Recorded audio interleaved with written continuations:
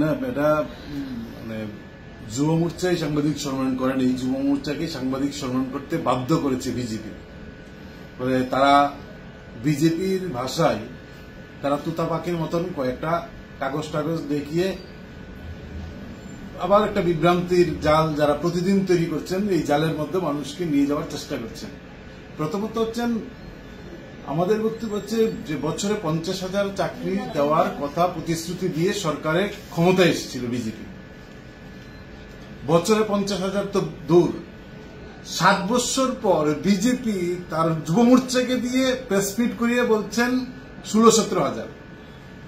প্রথমত তার উত্তর আগে দেখবেন যুব মোর্চা, যে যুব মোর্চার ডিমান্ড কোথায়, যে বিজেপি যে প্রতিশ্রুতি দিয়েছিল বছরে 50,000, সেই 50,000-এ তো 7 বছরে 3.5 লাখ চাকরি হওয়ার কথা ছিল।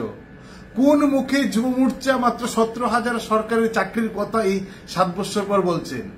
আমি বলছি এই বুঝে যুব মোর্চা, তার মিনিমাম মেরুদণ্ড নেই একটা অর্গানাইজেশনের, যুবদের নিয়ে সংগঠন বলছেন 50,000-এর জায়গায় 3.5 লক্ষ হওয়ার কথা, এখানে 16-17,000 ঘোষণা দিচ্ছেন প্রেস মিট দেখিয়ে। বামমহলের কথা আবার সঙ্গে বলছেন। আমি বলছেন যুব মোর্চার যে নেতারা, তারা রাজনৈতিকভাবে এতই দেউলিয়া হয়ে গেছেন, তারা এই খবরটা রাখেন না যে 2018-র পর থেকে 6 বছর 2024, এই 6 বছরে রাজ্যে 56,000 সরকারি কর্মচারীর সংখ্যা কমেছে। 56,000 ন্যূনতম লাজ লজ্জা বিসর্জন দিয়ে কালকে প্রেস মিটটা করলেন, আমরা দেখলাম, অবাক হলাম। 56,000 সরকারি কর্মচারীর সংখ্যা কমেছে। যুব মোর্চার কাছে এই তথ্য নেই, তাদের জানা উচিত। আমি বলবো যে দয়া করে এই বিষয়গুলো আপনারা একটু চিন্তা করুন।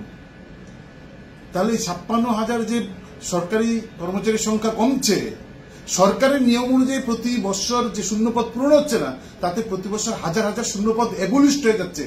ভবিষ্যতে সেখানে আর চাকরির সুযোগ নেই। কারা চাকরি পাবেন? এই সময়ের যুবকরা, যাদের বয়স 36-40 হয়েছে। ফলে সেখানে চাকরির দরজা সম্পূর্ণ করে বন্ধ করে দেওয়া হচ্ছে।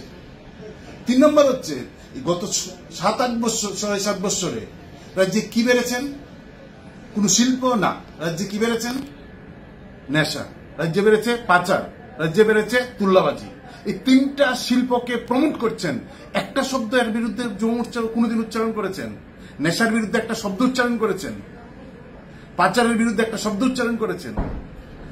তুল্লাবাজির বিরুদ্ধে যুব মোর্চা একটা শব্দ উচ্চারণ করেছেন? আমরা প্রতিদিন লড়াই করছি নেশার বিরুদ্ধে, পাচারের বিরুদ্ধে, তুল্লাবাজির বিরুদ্ধে। এবং যাকে দিয়ে আমি অনুরোধ করব, যুব মোর্চার যিনি রাজ্য সভাপতি, তিনি বিশালগড়ের বিধায়ক।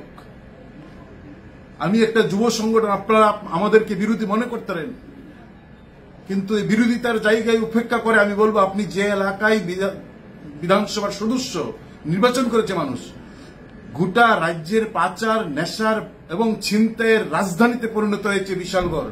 গোটা রাজ্যের কথা না ভেবে প্রথমত বিশালগড়ের কথা ভাবুন। গতকালকে যখন বিজেপি প্রেস মিট করেছে, তখন একটা ডেইলি সন্ধ্যার পত্রিকায় এই ধরনের খবর প্রকাশিত হয়েছে বিশালগড়ের অবস্থা নিয়ে।